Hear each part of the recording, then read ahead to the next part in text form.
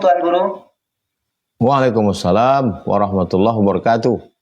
Alhamdulillah, insya Allah. Sudah siap untuk bisa bersama-sama dengan kami di sini, Tuan Guru? Sharing? Insya Allah, Ustaz. Insya Allah. Baik, insya Allah, abang kakak, ayah bunda yang dirahmati Allah. Tanpa berpanjang lebar lagi, mari sama-sama kita sambut Tuan Guru Saud Somad dengan ucapan takbir. Allahu Akbar. Allahu Akbar. Pada beliau kami persilahkan. Bismillahirrahmanirrahim. Alhamdulillah Rabbil Alamin. Allahumma salli ala Sayyidina Muhammad wa ala ali Sayyidina Muhammad.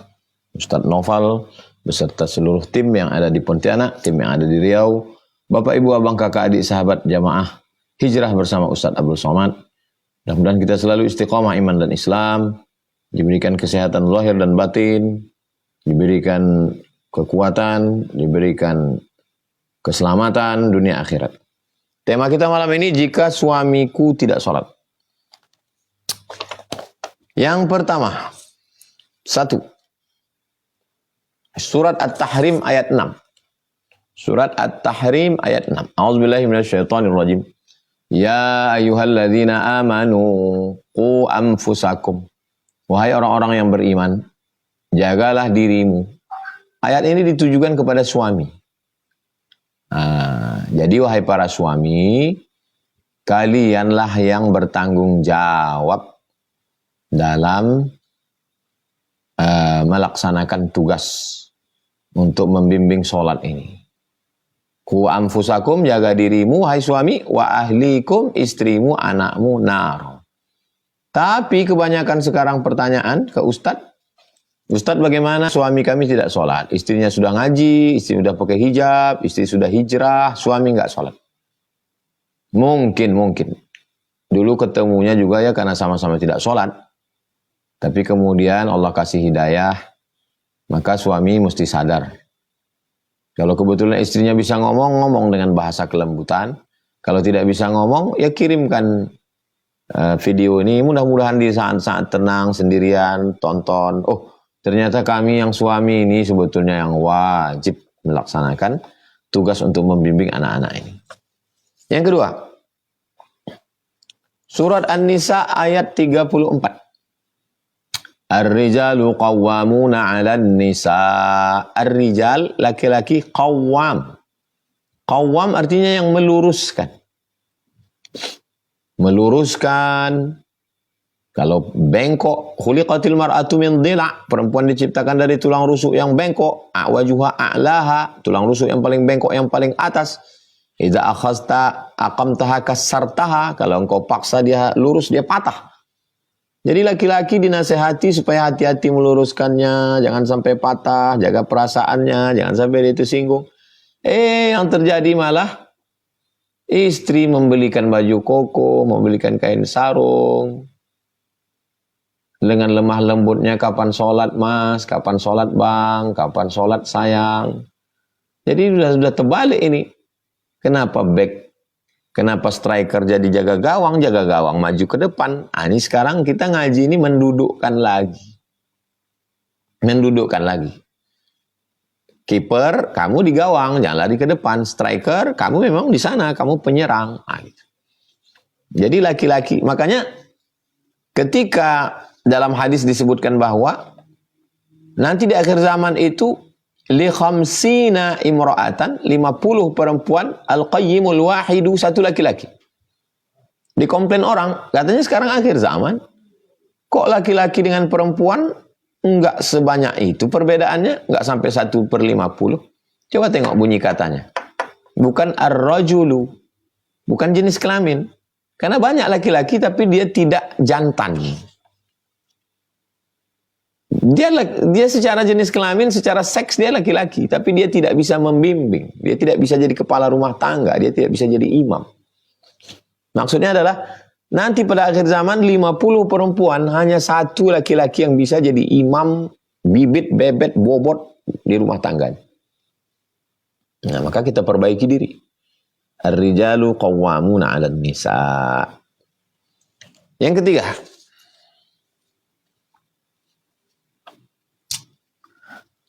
Surat Al-Muddathir ayat 42. Ma salakakum fi saqar. Kenapa kamu masuk neraka Saqar? Jadi penghuni neraka itu ditanya, Allah nanya bukan karena Allah nggak tahu. Allah mau ngasih tahu kepada orang-orang yang nggak tahu bahwa ada dialog. Masalakakum fi saqar. Kenapa kamu masuk neraka saqar? Apa jawab mereka? Lam naku minal musallin. Kami tidak sholat. Kami tidak sholat. Jadi jangan sampai tidak sholat.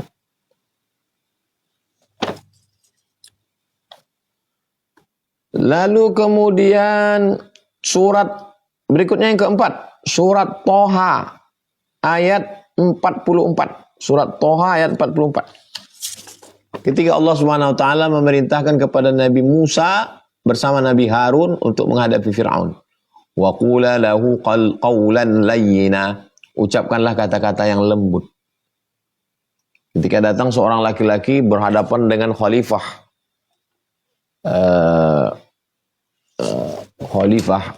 Harun ar-Rasyid.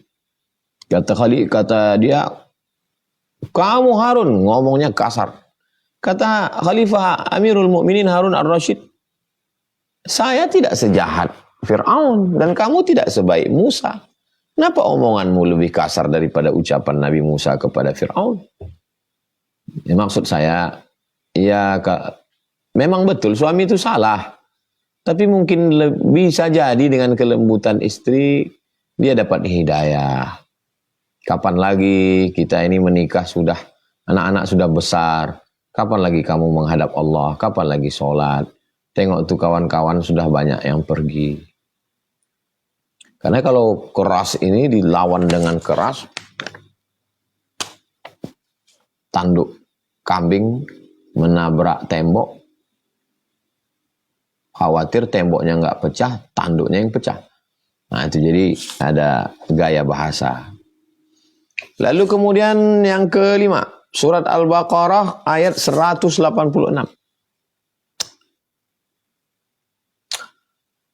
Ujibu da'watad da'i idza da'an. Aku mengabulkan doa siapapun yang berdoa. Falyastajibu li, mintalah kepadaku. Minta kabullah kepadaku. Falyastajibu li wal yu'minu bi, percayalah kepadaku. La'allahum yarsyudun. Mudah-mudahan mereka berpikir lurus, berkata lurus, beramal lurus. Salat sunat hajat 2 rakaat. Ya Allah, bukakan pintu hati suami saya. Salat sunat hajat 2 rakaat. Ya Allah, bukakanlah pikirannya supaya lurus, supaya sholat. Sulitkah bagi Allah membuat suami-suami itu sholat? Enggak ada yang sulit. Innama amruhu idza arada syai'an ayaqula lahu kun fayakun. Lalu, kenapa belum juga sholat? Ya, Allah ingin supaya kita menangis di tengah malam. Allah ingin supaya sujud kita lebih lama. Allah ingin supaya kita meminta. Kalau semua hidup ini nyaman-nyaman semua, orang lupa sama Allah. 6. Surat Al-Ankabut ayat 2. Al-Ankabut ayat 2. Ahasiban nasu ayusraku ayyaqulu amanna wa hum la yuftanun? Apakah hasiban nasu, manusia itu menyangka? Ahasiban nasu ayusraku, apakah manusia itu menyangka mereka dibiarkan begitu saja? Ahasiban nasu ayusraku ayyaqulu amanna? Apakah manusia itu menyangka mereka dibiarkan begitu saja mengatakan kami beriman, wa hum la yuftanun, padahal mereka belum diuji. Ada orang diuji ekonominya, tidak bisa beli susu anak, baju hari raya nggak pernah dibeli, masih hujan-hujan panas-panasan. Ada orang diuji anaknya, ada orang diuji mertua, ada orang diuji ipar. Nah, jadi jangan seolah-olah kitalah yang paling menderita. Gitu. Ya memang betul, punya suami nggak sholat itu menderita. Tapi jangan juga kita flying victim. Ya orang lain juga punya penderitaan. Penderitaan kita beda-beda. Makanya kalau kita ngobrol, tapi saya juga tidak mau kita meringan-ringankan. Al-Ankabut ayat 2. Ahasiban nasu ayusraku ayyaqulu amanna. Apakah manusia itu dibiarkan begitu saja?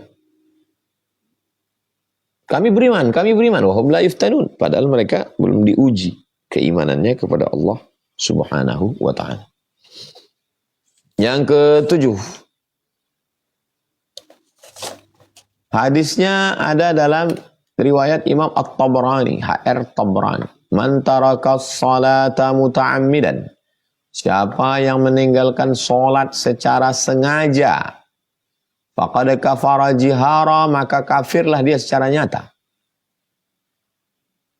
Kalau bapak, ibu, abang, kakak, adik, sahabat, jamaah pernah mendengar ustadz ceramah, suami yang tidak sholat, maka otomatis istrinya sudah pisah.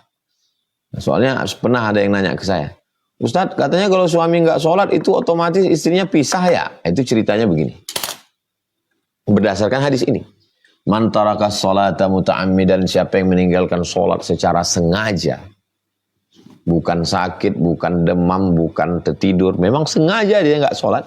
Faqad kafara jihara, maka dia kafir secara nyata. Kafir dia. Hadis ini dipahami tekstual oleh mazhab Hambali. Mazhab Hambali mengatakan orang yang nggak sholat itu kafir. Maka kalau ada seorang suami nggak sholat padahal sehat, sengaja, maka berarti dia kafir, murtad. Orang yang murtad, istrinya otomatis fasah. Nah, ini kronologisnya. Ini kita cerita menurut mazhab Hambali. Jangan dipotong dulu. Ini menurut mazhab Hambali. Kalau menurut mazhab Syafi'i, orang yang nggak sholat itu dilihat dulu. Kalau dia nggak sholat karena ingkar, ngejek-ngejek, apa itu sholat? Buang-buang waktu aja. Nggak relevan dengan zaman. Itu kafir dia, murtad dia. Tapi kalau dia nggak sholat itu, saya sebetulnya Pak Ustadz mau sholat tapi malas sekali lah sholat. Itu dia fasik. Tidak sampai kafir, dia fasik. Orang yang fasik tidak keluar dari Islam. Yudhillu bihi katsiran wa yahdi bihi katsiran. Allah memberikan hidayah pada banyak orang. Allah menyesatkan. Loh, Allah kok menyesatkan? Iya, dia udah turun Quran, udah turun Nabi Muhammad, udah turun ulama, tapi dia nggak ikut. Maka dihukum Allah yudhillu, disesatkan dia. Sama seperti sekolah, siapa yang nggak masuk 40 hari, maka DU. Kalau guru sayang sama murid, ada yang nggak hadir 1-2 hari langsung ditegur. Kamu masuk besok, jangan sampai nggak datang. Tapi kalau muridnya udah tinggal 38, 39, nggak datang, ya udah dibiarin aja, biar 40 sekalian, biar keluar sekalian. Nah, begitu lebih kurang. Pak, itu dia udah nggak datang 38 hari, Pak. Ya udah biarin aja lah, lengkapkan aja 40 biar keluar dia sekalian. Nah, begitu lebih kurang memahami. Yudhillu bihi katsiran, disesatkan Allah sekalian. Kenapa? Masa Allah menyesatkan? Allah kok nggak ngasih hidayah? Ya karena dia merengkel, karena dia ngeyel. Kok nggak mau sudah dikasih jalan? Bukan dia tidak dapat hidayah, dia menolak hidayah. Nah ini, Ustadz udah ada pengajian di mana-mana. Ketika lewat ceramah Ustadz tentang sholat, malah di scroll lewat. Nah, jadi dihukum Allah sekalian. Berikutnya yang ke-8. Hadisnya ada dalam Sunan Tirmidzi. Inna awwala ma yuhasabu bihil abdu yawmal qiyamah. Yang pertama kali dihisab, dihitung nanti pada hari kiamat adalah sholatuhu. Yang pertama kali dihitung sholat. Yang pertama kali dihitung nanti pada hari kiamat adalah sholatuhu, sholat. Idza salahal amalu kulluh, kalau sholatnya benar, yang lain benar. Wa idza fasadal amalu kulluh, kalau sholatnya salah, yang lain salah. Maka perbaiki sholat. Jangan sampai rajin sedekah, rajin bangun masjid, rajin bantu anak yatim, tapi sholat rusak amal yang lain. Kalau tiang sudah, makanya di Masjid Nabawi itu, mudah-mudahan kita panjang umur, sehat sampai ke Masjid Nabawi, masuk ke Raudhah. Itu ada mihrab tempat Nabi jadi imam dulu. Di sebelah kirinya ada tiang. Coba nanti lihat di tiang sebelah kiri ada tulisan as-sholatu imaduddin. Sholat tiang agama. Sholat itu tiang agama. Kenapa? Karena kalau sudah tiangnya na'udzubillah, kalau tiangnya udah retak, itu dinding-dinding ikut retak. Makanya tiang jalan tol itu semen bulat dengan besi-besi besar. Tiang. Kami kebetulan Ma'had Az-Zahra ini gambut di bawah. Itu ditanamkan 200 tiang ke dalam untuk membangun asrama 36 kamar. Maka jangan sampai tiang ini rusak. Berikutnya yang ke-9. Quran sudah, ayat Quran sudah, hadis sudah. Sekarang logika pikir. Kalau Allah aja dia tinggalkan, kalau Allah saja dia khianati, Allah yang menghidupkan dia, yang mematikan dia, yang memberikan dia nafas, yang memberikan dia jantung, yang memberikan dia buah pinggang, yang membuat dia hidup, Allah aja dia khianati, apalagi kamu. Nabi Muhammad SAW yang sangat penyayang, Sayyidul Anbiya wal Mursalin, Nabi yang sangat sayang sama dia, mendoakan dia, ngasih dia syafaat. Nabi aja dia lawan, apalagi Ustadz Somad. Pengkhianat. Logika akal. Kenapa orang masuk kantor berangkat pagi jam 6 sampai kantor jam 7, pulang jam 5, lembur sampai malam? Hanya mau dapat gaji pokok. Untuk makan, minum, rumah, kredit. Begitulah on time-nya. Hormatnya kepada atasan, salamannya cium tangan. Ta'zim. Tapi sama Allah, yuhyi wa yumit wa huwa ala kulli syai'in qadir. Jadi memang betul-betul di luar logika akal. Logika akal orang yang tidak sholat itu sampai sekarang kita susah memahaminya. Memang betul-betul dikuasai syaitan. Memang betul-betul tersesat di jalan yang lurus. Orang sesat di jalan bengkok, sesat di hutan itu biasa. Ini di tengah alam yang terang benderang bisa nggak sholat. Orang dulu nggak sholat karena nggak ada air. Sekarang hujan di mana-mana. Dulu nggak sholat karena pakaian kotor. Sekarang pakaian 3 lemari. Kenapa nggak sholat? Lama juga saya mikir, kenapa orang nggak sholat ya? Lama baru saya pikir. Makan haram, nonton haram, pikiran haram, kerja haram. Laknat yang paling mengerikan bukan sakit. Laknat yang paling mengerikan adalah ketika hati terkunci.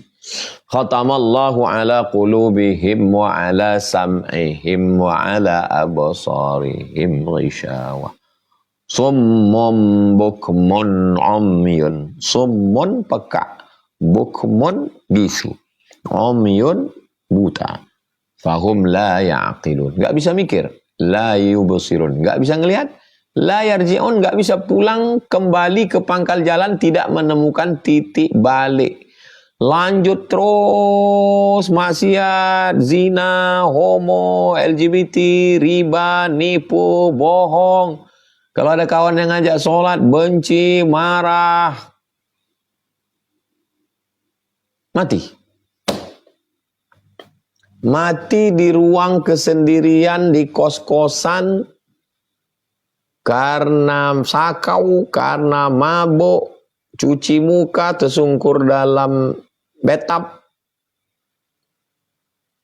Tetangga tahunya setelah baunya keluar, darahnya meletus, pecah perut. Datang pemadam kebakaran, buka. Sahabat-sahabat yang dibuat oleh Ustadz Luqmanul Hakim Pontianak membuat pemulia jenazah. Ada satu komunitas pemulia jenazah, selalu ditelepon. Karena Pak Polisi, damkar sudah nggak sanggup lagi. Belatung, kepala nempel di atas kasur. Berhari-hari, diangkat, lepas kulit badan. Dalam kesendirian, sunyi di tengah keramaian.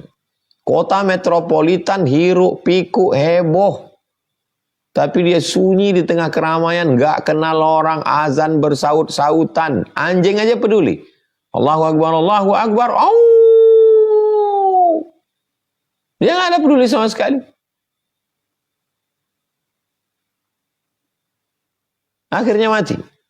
Jenazah dibawa juga ke masjid. Disolatkan juga oleh orang beriman. Mau sampai kapan? Mau sampai kapan? Na'udzubillah. Tidak ada jalan lain kecuali kembali ke jalan Allah, bertaubat, berhijrah, memperbaiki diri. Illa man taba, orang yang bertobat, wa amana, beriman, wa amila amalan salihah, beramal saleh.